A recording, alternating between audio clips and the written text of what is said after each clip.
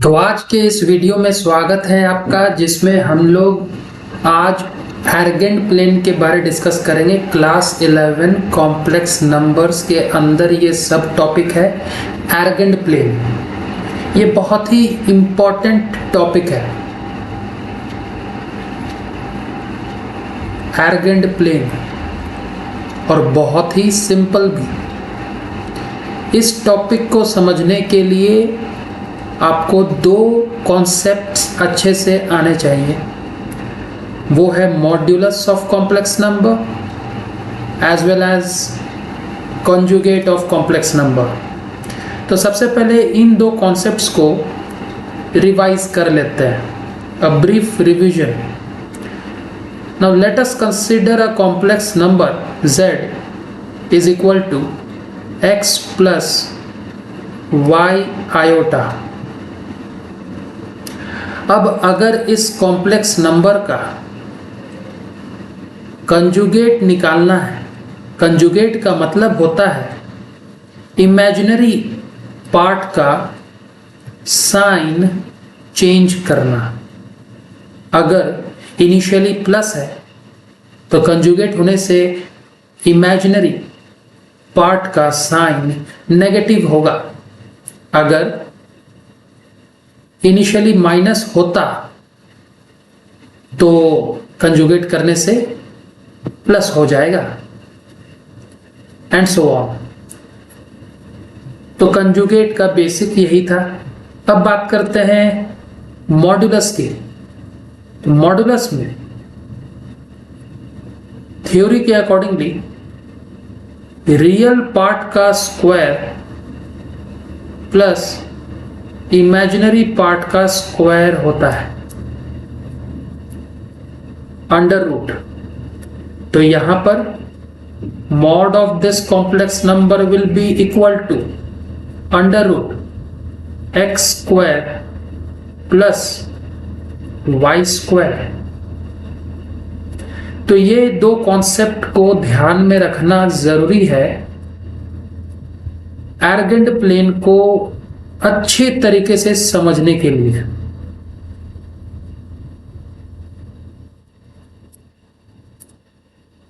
अब आगे बढ़ते हैं एर्गेंड प्लेन के कॉन्सेप्ट की ओर।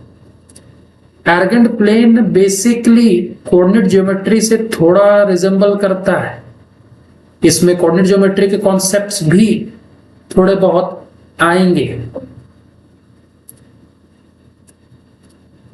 सपोज एक पॉइंट है, फर्स्ट क्वाड्रेंट में एक पॉइंट कंसीडर किया गया है, जिस पॉइंट का नाम लेटर P से डिनोट हो रहा है, और इस पॉइंट के कोऑर्डिनेट्स x, y लिए गए हैं। x units in the x axis, y units on the y axis, और ये ओरिजिन है। अब ऐसा है, आपको इतना ख्याल में रखना है, हमेशा ध्यान रखना है कि y एक्सिस जो होता है वो हमेशा इमेजिनरी एक्सिस कहलाएगा। इमेजिनरी। x एक्सिस जो होता है वो हमेशा रियल एक्सिस कहलाएगा। तो अब क्योंकि y इमेजिनरी है और x रियल है, तो इस कोऑर्डिनेट की हेल्प से कॉम्प्लेक्स नंबर बनाया जा सकता है कुछ इस तरह, x plus y iota.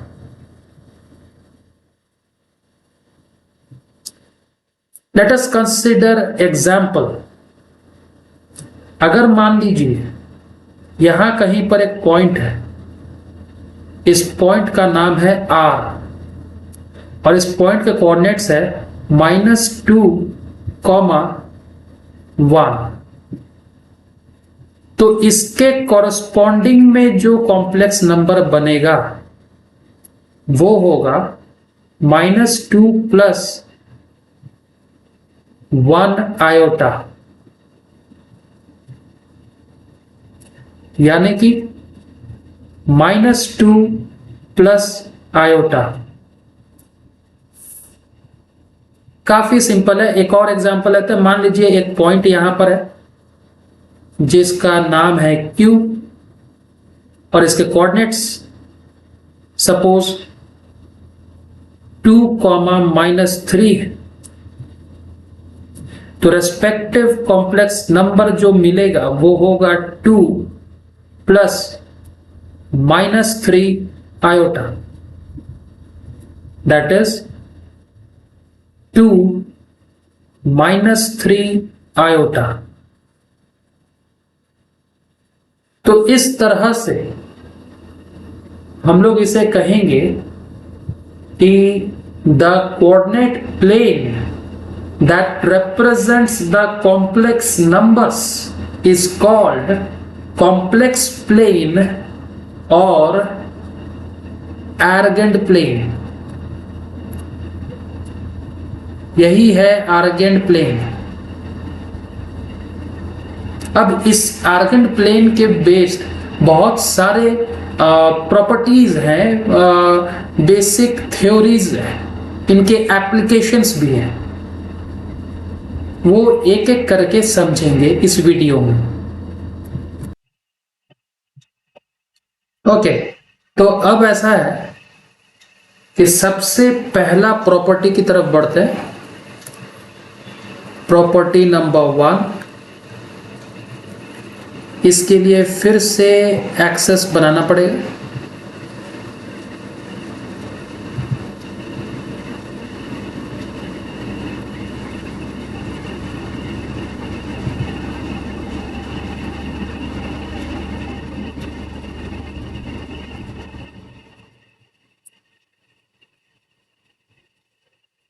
Now suppose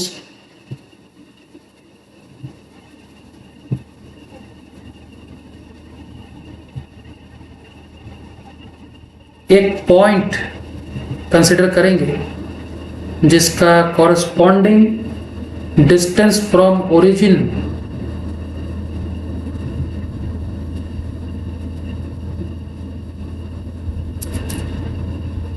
ये पॉइंट ओरिजिन, यहां पर एक पॉइंट है। Let us consider the name of point as P, जिसके कोऑर्डिनेट्स है x, y। तो इसका respective complex number z will be equal to x plus y iota, और ये परपेंडिकुलर है। यहां से यहां का जो डिस्टेंस है वो x यूनिट्स है और यहां से यहां का जो डिस्टेंस है वो y यूनिट्स है।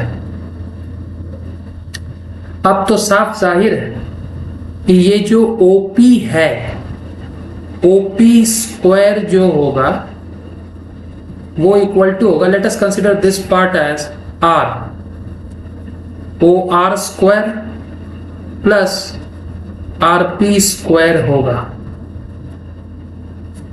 OP स्क्वायर equals to OR square means x square plus RP square means y square।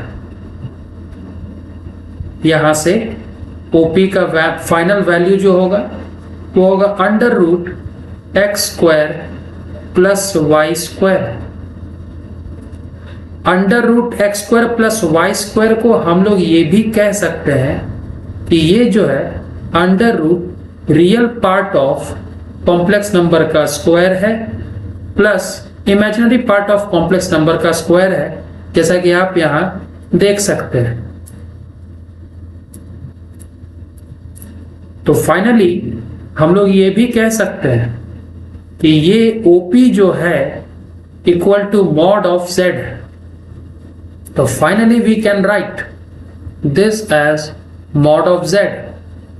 तो ये पहला प्रॉपर्टी है, ओरिजिन से किसी भी पॉइंट का जो डिस्टेंस होगा वो उस कॉम्प्लेक्स नंबर का मॉडुलस से इक्वल होगा। Now let us move on with property number 2। अब मान लीजिए कि ग्राफ पेपर पे दो डिफरेंट पॉइंट्स दिए हुए हैं, पॉइंट P1 पॉइंट P2, इन दोनों के बीच का डिस्टेंस निकालना है। P1 के कोऑर्डिनेट्स है x1, y1 और P2 के कोऑर्डिनेट्स है x2, y2। जैसा कि वीडियो की शुरुआत में यह कह दिए थे कि कोऑर्डिनेट ज्योमेट्री के भी कुछ बेसिक्स यूज होंगे, तो यहां पर वो पहला बेसिक आने वाला है और वो ये है distance formula, under root x2 minus x1 whole square plus y2 minus y1 whole square, difference of x का square plus difference of y का स्क्वायर, ऐसे भी लिख सकते हैं या फिर दूसरे तरीके से x1 minus x2 whole square plus y1 minus y2 whole square, ऐसे भी लिखा जा सकता है। The meaning is same in both the cases, the meaning is same, distance between P1 and P2 ही निकलेगा या फिर लेंथ ऑफ P1 P2 निकलेगा, दोनों का भी मतलब सेम है। तो जैसा कि आप यहां देख रहे हैं, फिलहाल लेट अस कंसीडर पहला सिचुएशन।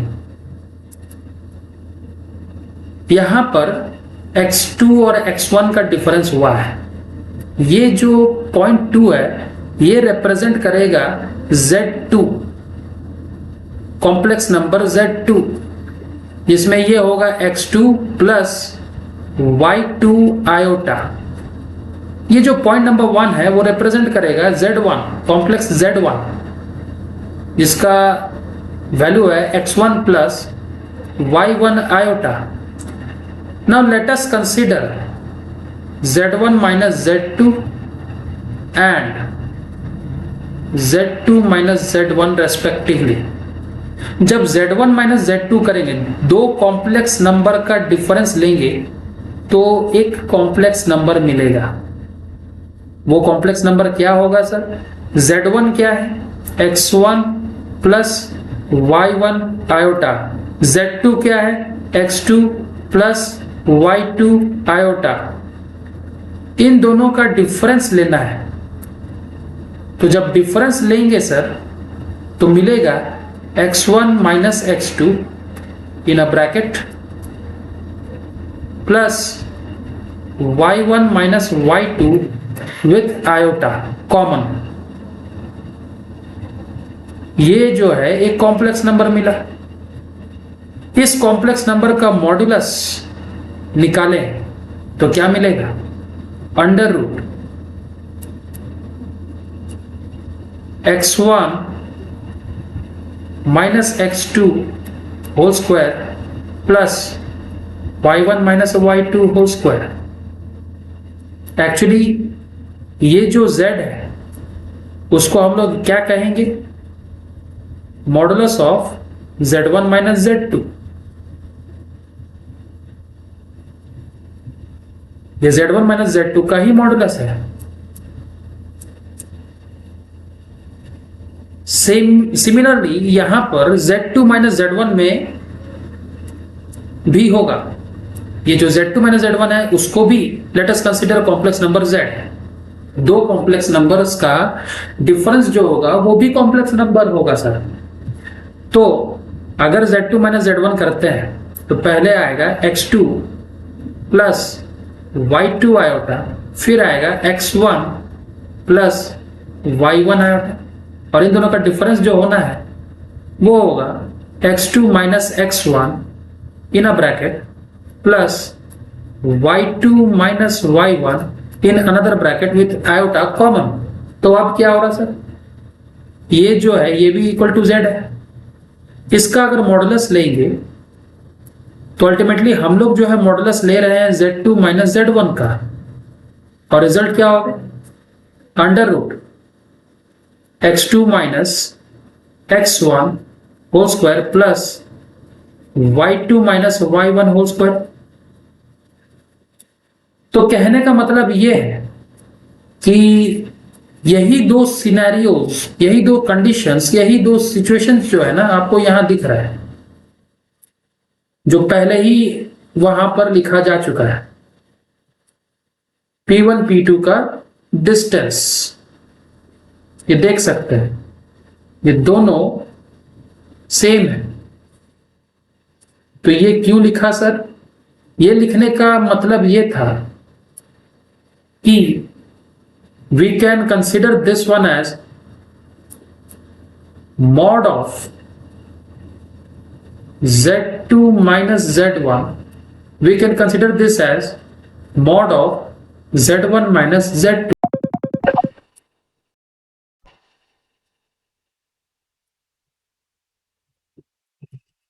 तो यही है प्रॉपर्टी नंबर 2। किसी भी दो कॉम्प्लेक्स नंबर्स के बीच का डिस्टेंस इस तरह से निकाला जाता है। डिस्टेंस निकालने के लिए उन दोनों कॉम्प्लेक्स नंबर्स का डिफरेंस ले लेंगे और उसका मॉडुलस निकाल लेंगे। The meaning is same. अब आगे बढ़ते हैं थर्ड प्रॉपर्टी में, property number 3। Once again section formula थोड़ा याद रखना जरूरी है इस प्रॉपर्टी को समझने के लिए। सेक्शन फॉर्मूला, एक straight line two different points को ज्वाइन कर रहा है। First point x1, y1, second point x2, y2। तो दोनों डिफरेंट पॉइंट्स के रेस्पेक्ट में अगर बात करें तो रेस्पेक्टिव कॉम्प्लेक्स नंबर्स मिलेंगे। z1 x1 plus y1 iota, और यहां पर z2 equals to x2 plus y2 iota.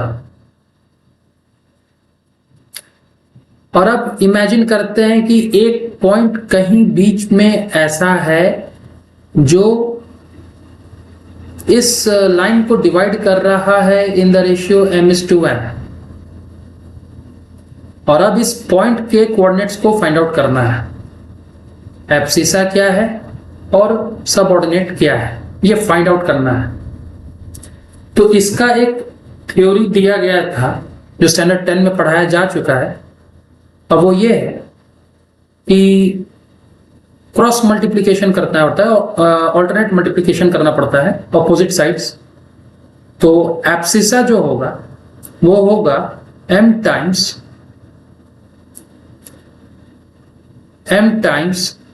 x2 plus n times x1 divided by m plus n, और सबऑर्डिनेट के लिए m times y2 plus n times y1 divided by m plus n।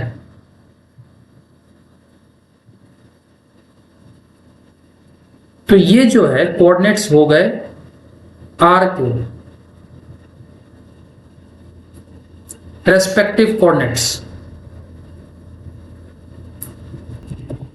So the respective complex number will be r is equal to, r एक point है, उसका respective complex number को late us consider z3, z1 और z2 allotted है, तो अब z3 consider करेंगे। तो z3, तो क्योंकि इसका कोऑर्डिनेट्स पता है तो उस हिसाब से कॉम्प्लेक्स नंबर क्या बनेगा सर? कॉम्प्लेक्स नंबर y को इमेजिनरी के साथ लिखना होता है, x तो रियल पार्ट है, तो प्लस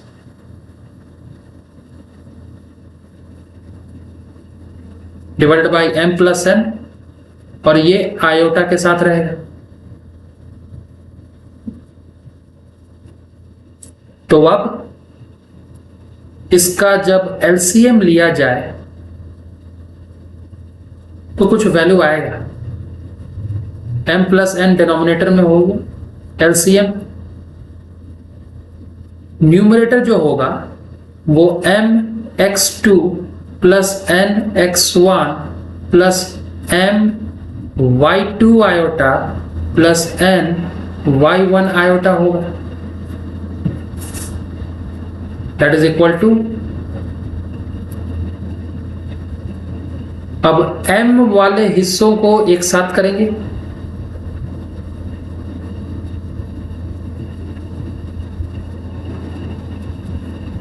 और n वाले हिस्सों को एक साथ।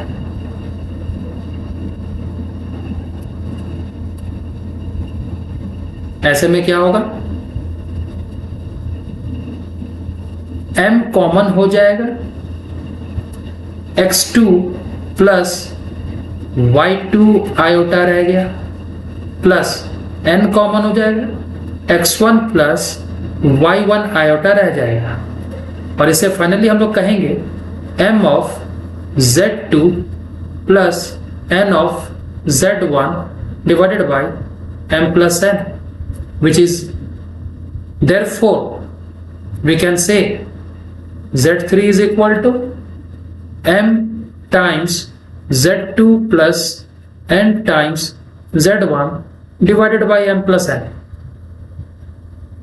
मतलब कि डायग्राम के हिसाब से m times opposite complex number plus n times opposite complex number divided by m plus n। ये वही हो गया जैसे कि सेक्शन फॉर्मूला का, कुछ भी डिफरेंट नहीं हुआ। और अब अगर एक स्पेशल केस कंसीडर करेंगे, when m is to n is equal to 1 is to 1, तो m क्या हो गया, 1 हो गया, और n क्या हो गया, 1 हो गया। then what will happen, तब क्या हो जाएगा, z3 will be equal to z2 plus z1 by 2, और we can say z1 plus z2 by 2। Important expression mid point formula बन गया सर, ध्यान में रखना है, आगे इसकी जरूरत पड़ेगी। तो अब आगे बढ़ते हैं प्रॉपर्टी नंबर 4 की तरफ।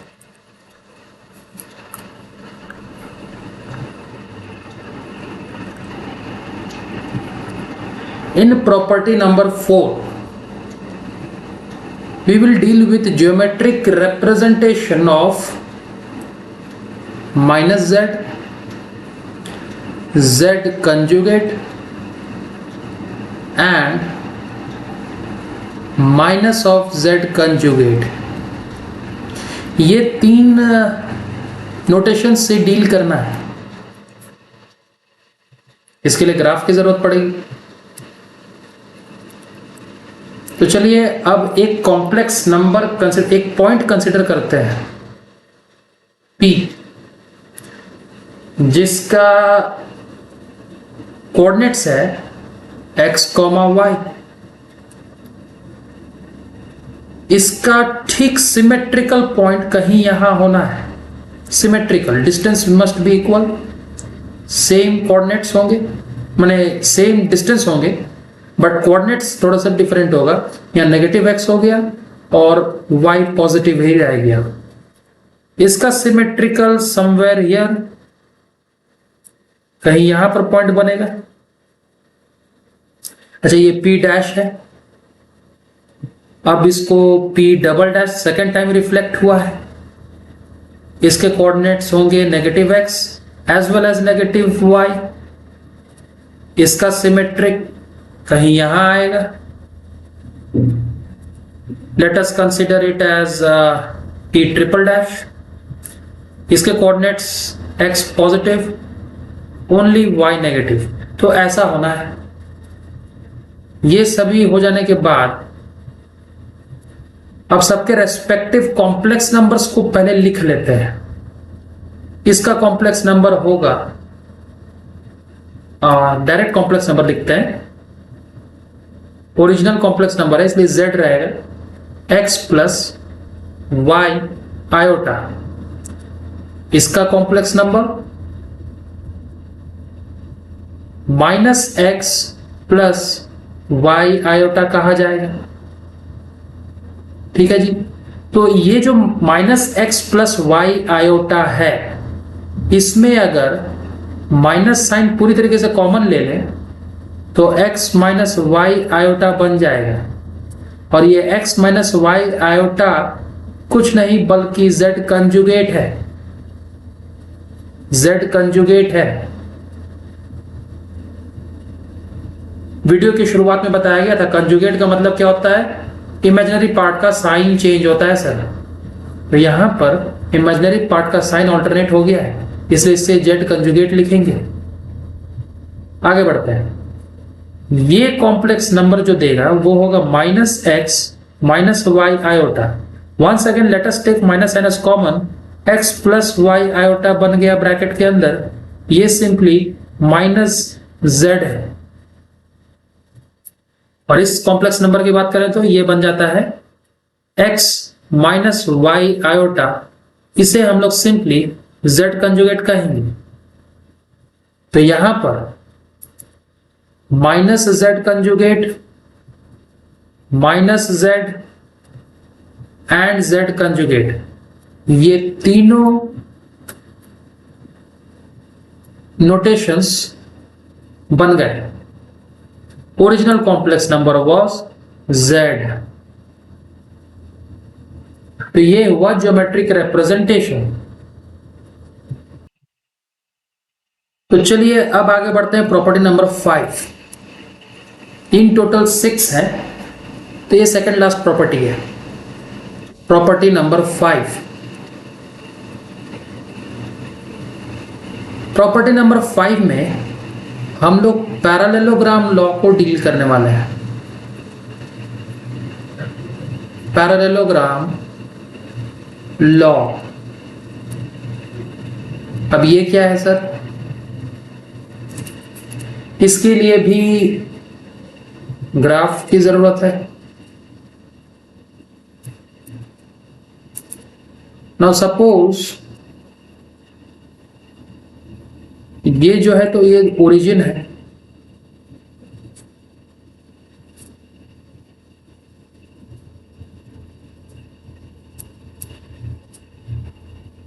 एक पैरेललोग्राम कंसीडर कर रहे हैं कि डिफरेंट वर्टिसेस है उसके, इसे Q मान लेते हैं, इसे P और इसे R। Let us consider the coordinates of P as, coordinates नहीं, सीधा कॉम्प्लेक्स नंबर कंसीडर कर लेते हैं Z1, Q को complex number Z2, Z1 consider किया, इसका मतलब x1 + y1 आयोटा है, Z2 मतलब x2 + y2 आयोटा है। अब इनके डायगोनल्स कुछ ऐसे होंगे,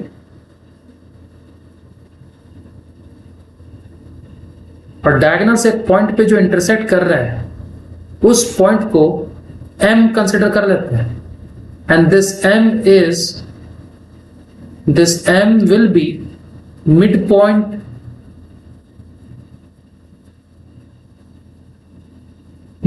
of PQ। और जब दो कॉम्प्लेक्स नंबर्स का मिड पॉइंट मिल जाता है तो उसका कॉम्प्लेक्स नंबर जो होगा वो होगा Z1 + Z2/2। अब एक बात नोट करने वाली बात है कि ये ओरिजिन है तो इसका कोऑर्डिनेट्स 0,0 है, तो 0x +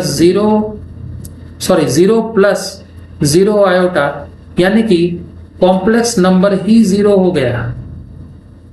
R का कॉम्प्लेक्स नंबर अभी पता नहीं है, तो अब क्या कर सकते हैं, ये जो सेकंड डायगोनल है we will consider second diagonal OR पर ध्यान दें, डायगोनल OR पे। तो मिडपॉइंट ऑफ OR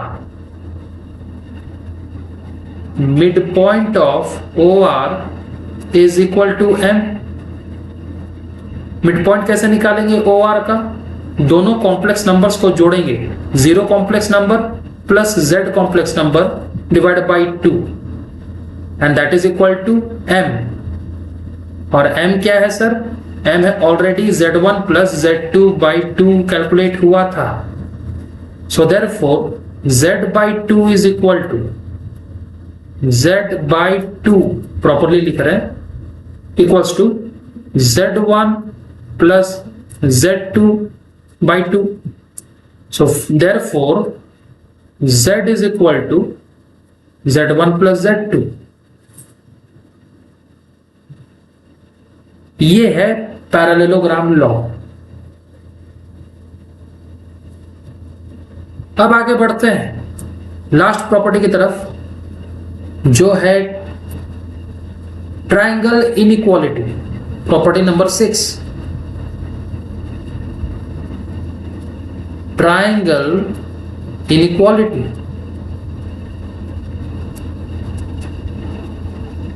आज के लेक्चर का आखिरी हिस्सा।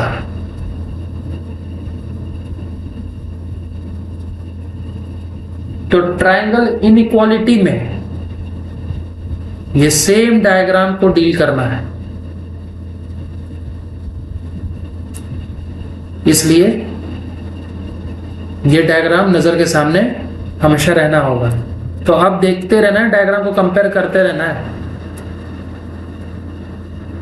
ये जो हिस्सा है यहां से यहां तक जो डिस्टेंस है वो है Z1 का मॉड। लेक्चर के शुरुआत में ही बताया जा चुका है, अगर ध्यान में ना हो तो रिवाइंड करके जरूर देख लें। और ये जो हिस्सा है वो है मॉड ऑफ Z2। तो अल्टीमेटली क्योंकि ये पैरेललोग्राम है तो PR भी मॉड ऑफ Z2 होगा और QR भी मॉड ऑफ Z1 होगा। क्योंकि ट्रायंगल इनइक्वालिटी की बात हो रही है तो हम लोग ट्रायंगल्स कंसीडर करेंगे यहां पे।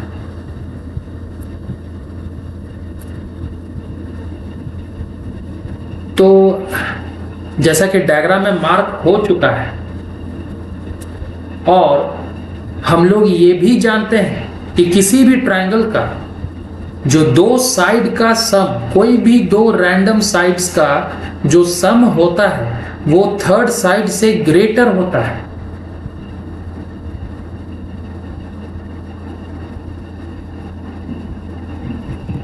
यहां भी कुछ वैसा ही प्रॉपर्टी लगाना है। Let us consider the triangle OPR। अगर ट्रायंगल OPR कंसिडर करते हैं तो OPR में क्या क्या डायमेंशन आ रहा है? OP आ रहा है और PR आ रहा है। तो OP प्लस PR जो होगा वो थर्ड साइड से ग्रेटर होगा। थर्ड साइड क्या है? OR है, और OR का वैल्यू ऑलरेडी कैलकुलेटेड है, ये mod of Z1 plus Z2 हो गया OR। तो अब OP क्या है सर? मॉड ऑफ Z1 है। PR क्या है? मॉड ऑफ Z2 है, which is greater than mod of Z1 plus Z2। One more thing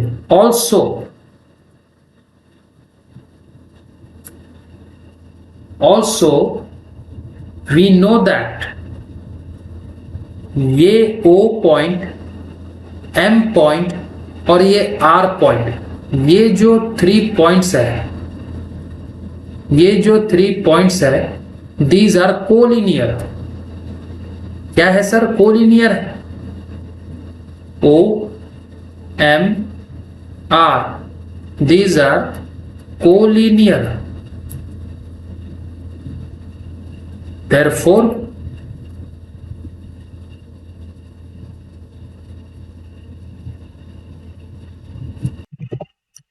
actually में we will consider one special situation। O M और R के बदले we will consider कि अगर ये point P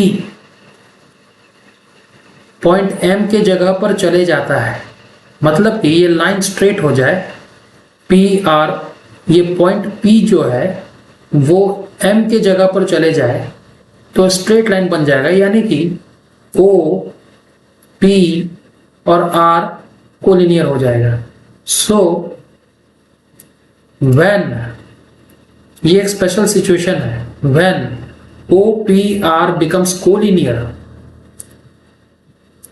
then what will happen? OP plus PR will become OR. और OP कितना है सर? OP तो Z1 है, mod of Z1. PR कितना है? Mod of Z2 है. That will become equal to OR.